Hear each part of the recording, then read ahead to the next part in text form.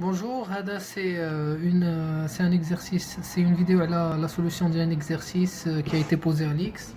Je ne sais pas si c'est un oral ou c'est une question, un problème, mais dans tous les cas, la résolution, je pense qu'elle est indépendante d'autres questions. Donc, تبعوا معايا باش تشوفوا comment résoudre cet exercice-là. Donc, on prend oméga, une matrice ON de R, et il s'agit de montrer que la quantité, il y a 1 sur k sigma de 0 jusqu'à k-1, il y a oméga puissance i, il faut montrer qu'elle converge. Et il faut trouver sa limite. Donc c'est une convergence au sens des matrices.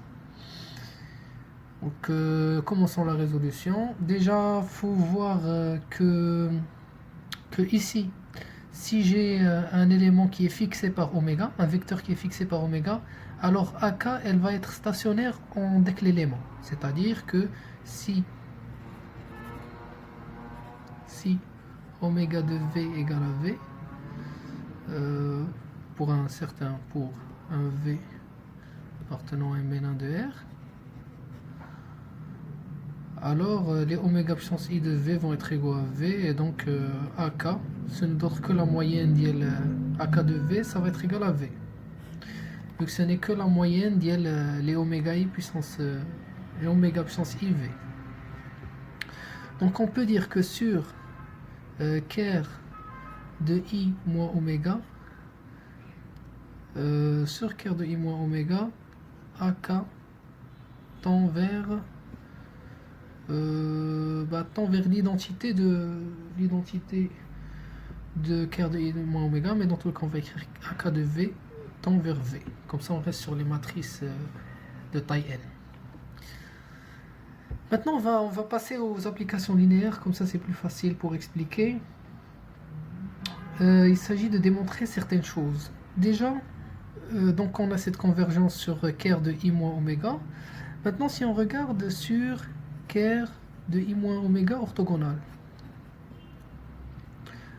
si la matrice elle converge, elle sera de cette forme-là. En prenant E1, En, EP, une base de ker de i moins oméga, je la complète par une base de l'orthogonale, En, alors elle sera de cette forme. Dans ce carré-là, il y aura 1, et ici, on ne sait pas. Ici, il y a 0, et ici, on ne sait pas. Maintenant, on va démontrer une chose déjà sur ker de i moins oméga orthogonal. C'est que ker de i moins oméga orthogonal, il est stable par AK, par les AK. Ça veut dire que si V appartient à ker de i moins oméga orthogonal, alors AK de V appartient à ker de i moins oméga orthogonal. Ça voudrait dire qu'à la limite, on aurait des éléments que là. On aura des éléments que là. C'est-à-dire que ces vecteurs-là vont s'envoyer sur, le même sous-espace. On aura des éléments là, il y aura 0 ici.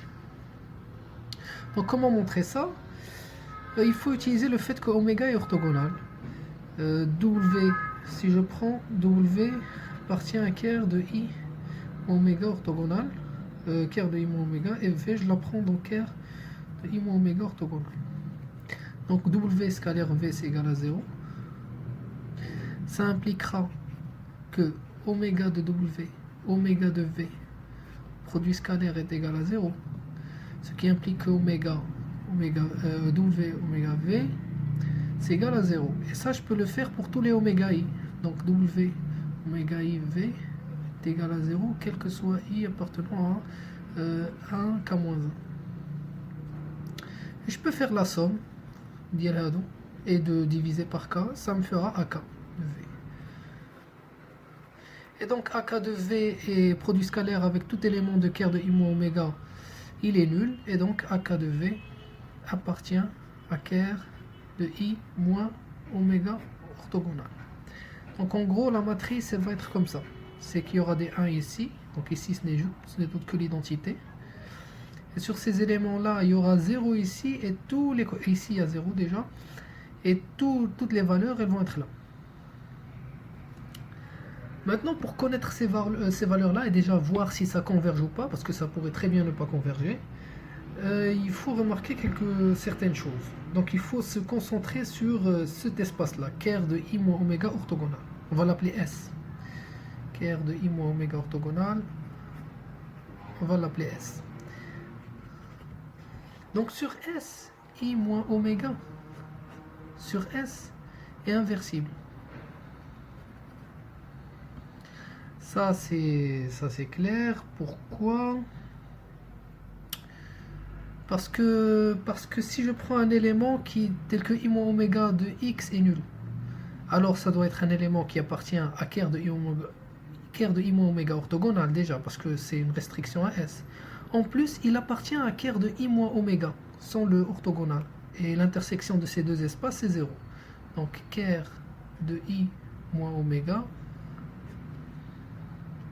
restreinte à S, Ker de I moins oméga, c'est nul. C'est égal à 0.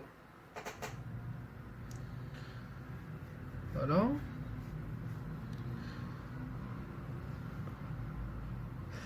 Et pourquoi est-ce qu'il est inversible? Pourquoi il est inversible? Ah oui, il est inversible parce qu'on est en dimension finie. Il est en dimension finie et l'espace de départ et la dimension de l'espace de départ est égale à la dimension de l'espace d'arrivée. Et l'application linéaire est injective, donc elle est surjective et donc elle est bijective. Donc pas de problème ici, elle est inversible. Donc, on n'a pas de problème ici. Maintenant, il faut remarquer, il faut calculer une certaine chose. C'est qu'il faudrait calculer I moins oméga de AK et de voir que c'est égal à 1 sur K I moins oméga puissance K. Et je l'applique à un élément de S. Donc j'aurai I moins oméga restreinte à S à K V pour un V. Pour V appartenant à S est égal à 1 sur K I moins oméga puissance K de V. Or ça tend vers 0.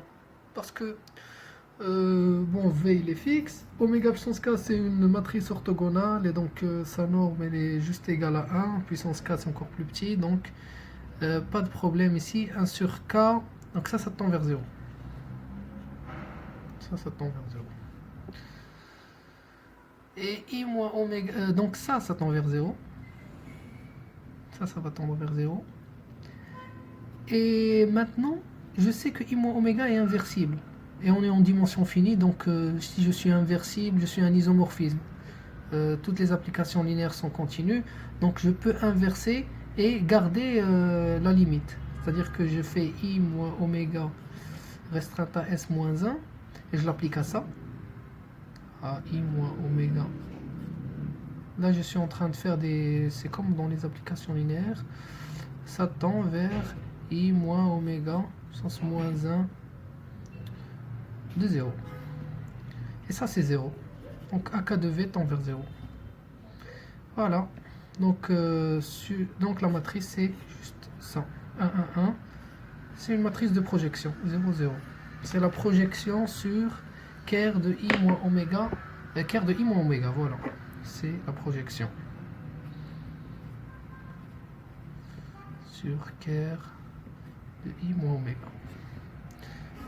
Voilà. C'est ça la limite.